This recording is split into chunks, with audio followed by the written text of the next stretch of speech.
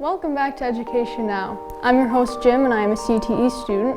Our presenter again today is Dr. Ralph Kerr, President of the Teaching and Learning Institute.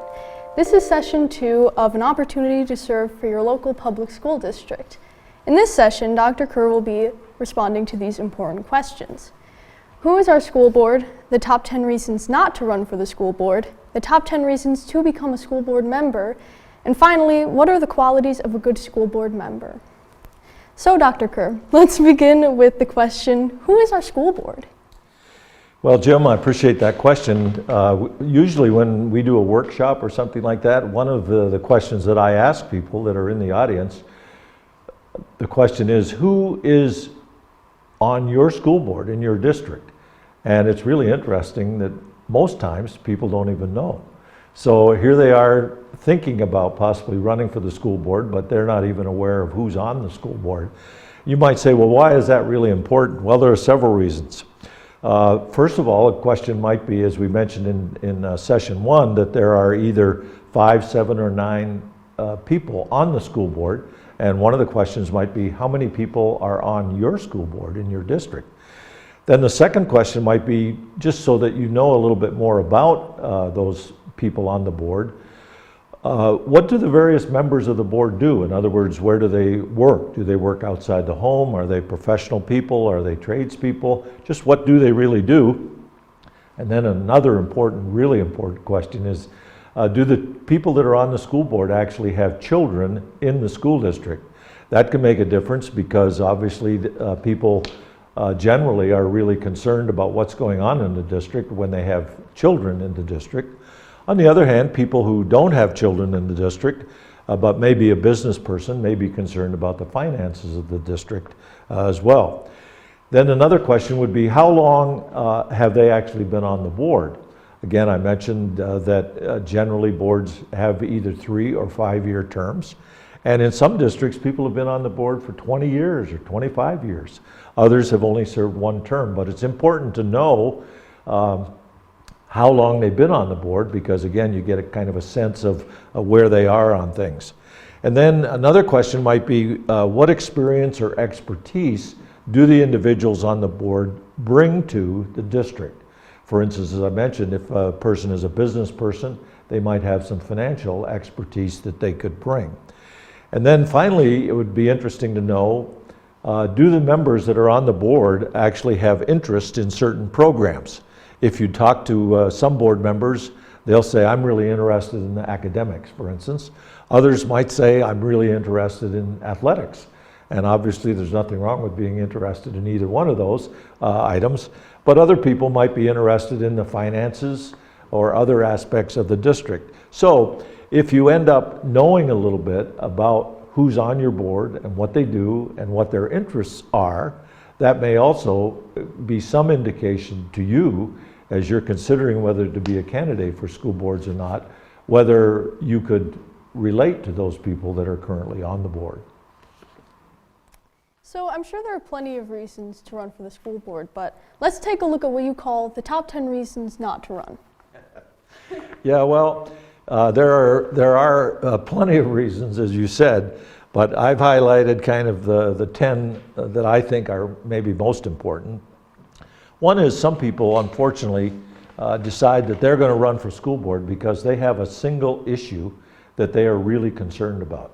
I remember one time I talked on the phone with a person who was thinking about being a school board member, and they said, well, I'm interested in getting on the board because I wanted my daughter to go to cosmetology at the Career Technical Center, and the administration in the school district wouldn't let her go. And I tried to work through then with that person the process for appealing that decision, and then I finally just said to them, quite frankly, that's not a good reason to run for the school board, because at a minimum you're going to be on the school board for 3 years, and let's say that you resolve that issue, if you're able to, within the first 30 days. Now you've got 3 years worth of other things going on that maybe you don't have any interest in at all. So certainly you need to be interested in more than just a single issue. And then sometimes people say, well, I want to get on the board because I really don't like the principal at the high school. had a run-in with them. I didn't like what they did to my son or daughter, and so I want to run for the school board. And what they're really saying is I either want to give that administrator a really bad time, or maybe they think they'd be able to get that administrator fired. Again, that's not a good reason to run.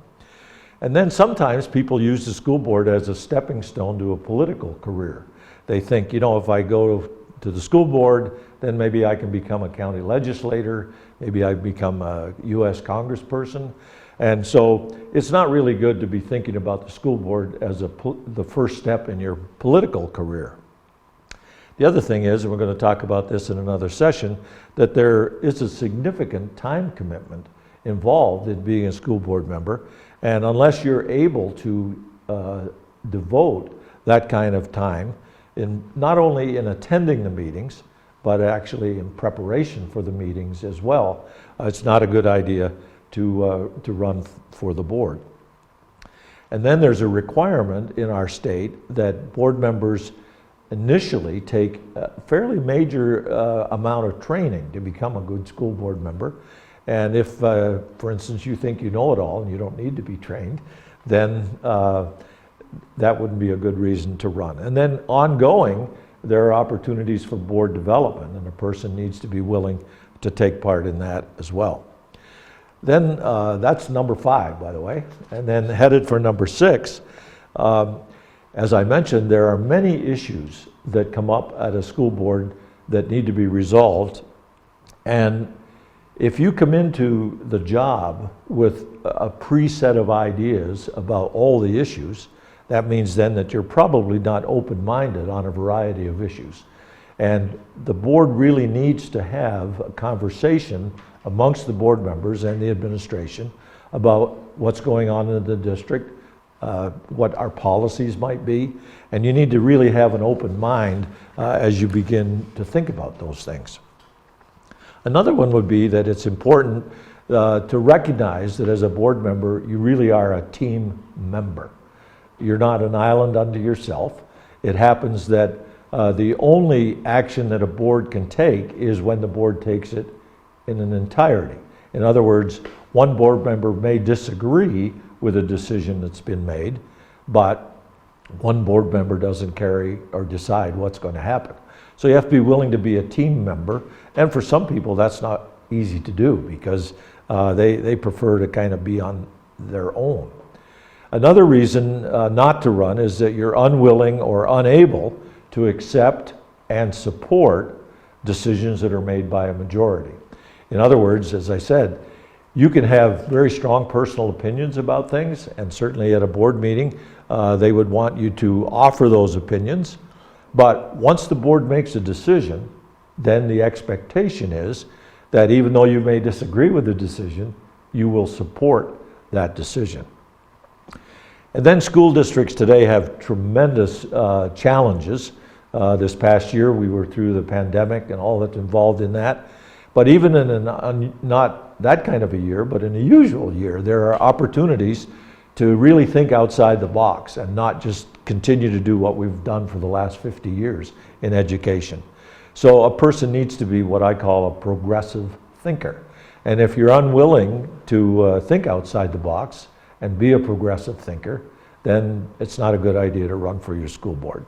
And then finally, recognizing that when you run for school board, this is a contest. People vote for you, either for you or against you. And so it may be that you would be defeated, particularly in your first run.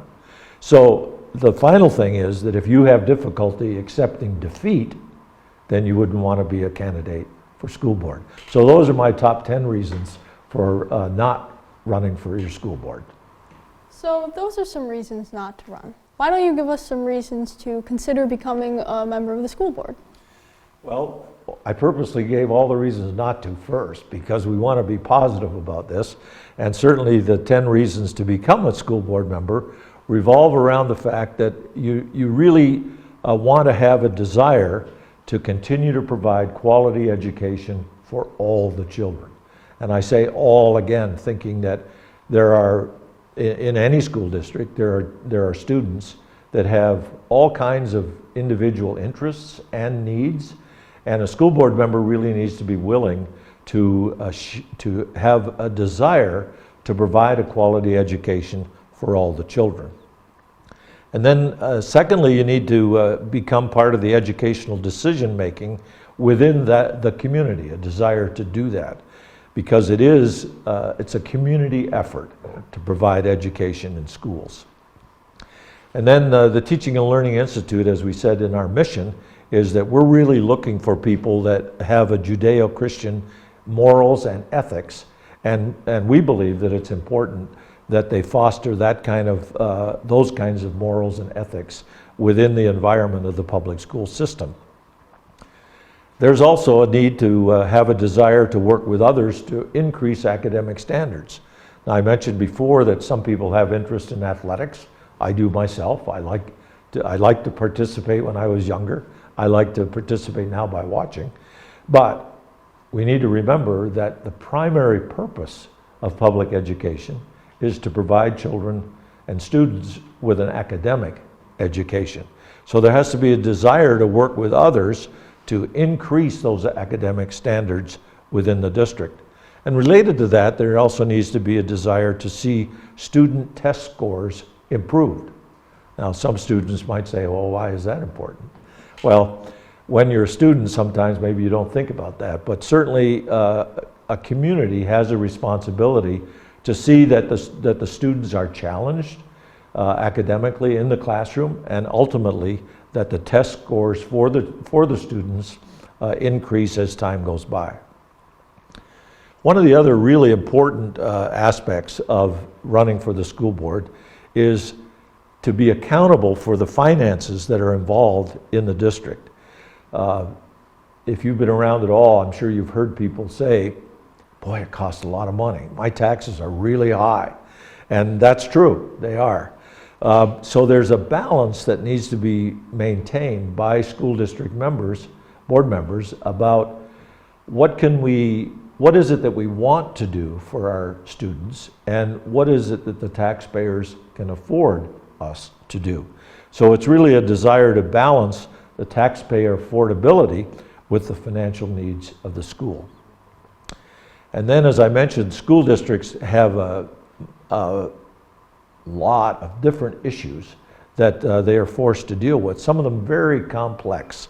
And so a person needs to be interested in working with these complex issues and the challenges that there are within a team environment. One of the issues that gets some school boards in general in trouble is that they don't understand the various positions of authority within the district. Unfortunately, in some cases, school boards think they run the place. They don't. As I mentioned earlier, they set the policy, they're involved in lots of important things, but there's also the important role of the administration, which begins with the superintendent of schools, who's responsible for the administration and the day-to-day operation of the school. And it's really important that a person who's considering running for school board would be able to know the difference between policy setting and day-to-day operation, and in addition to that, not only know it, but live it out in terms of the role that they have. There's also the need to be able to make thoughtful and timely decisions. You may have been involved in groups that have to make a decision, and generally there tends to be one person who says, well, I'd really like to sleep on this a little bit, or I need some more information before I can be part of the decision. That's helpful sometimes, but there also comes a time when people, and boards in particular, need to make the decision. So one needs to be able to be thoughtful and contribute to the thoughtfulness, but then make a decision that's timely. And then finally, this sort of relates to the idea also of being progressive. They need to be, have the ability to be forward thinking. In other words, again, not this is how we did it when I was in school, which may have been fine for the time, but we live in an evolving society and time, and we need to have board members who are willing to think forward and be forward thinking in the decisions that they make. So those are really the top 10 reasons that I have for becoming a school board member. Let's assume by now that some viewers are seriously considering becoming a school board candidate. What are the qualities of a good school board member? Well, that's certainly an important question as well, because there may be people who are listening or watching who say, well, that's something that I'm really interested in. But the first thing that I have listed is one needs to have common sense. That's easier said than done. Some of us don't seem to have common sense. But, you know, to look at a situation and come down with a decision that involves some common sense. A school board member also needs to have the ability to be an effective communicator. In other words, to interact with the group on the board, talk about what's being discussed, and do that in an effective way. As I've mentioned several times now, it's important that boards work together. And there are times when an individual board member really needs to be what I call a consensus builder.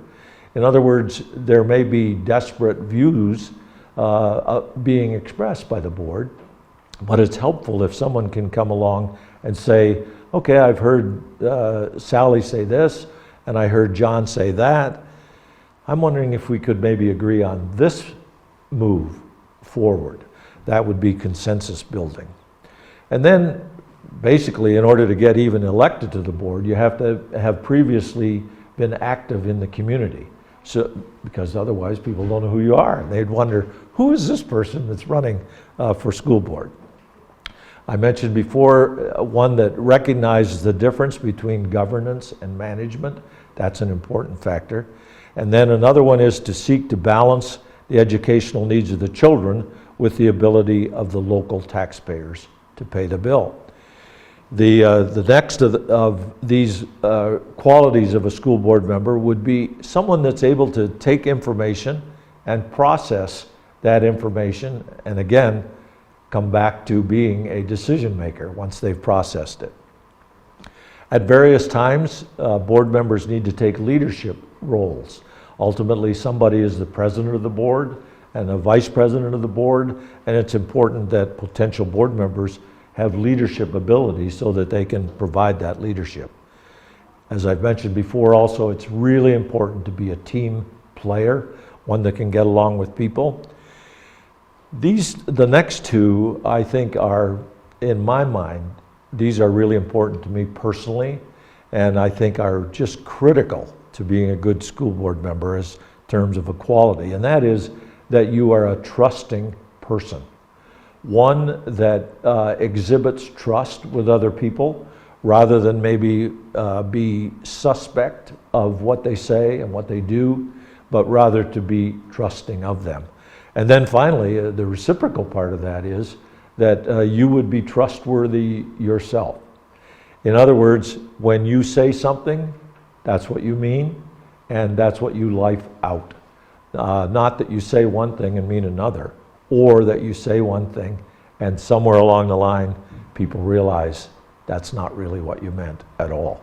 So those are the qualities then of being a good school board member. Thank you, Dr. Kerr. This concludes session 2 of Education Now. Please continue on or come back later to join us for session 3.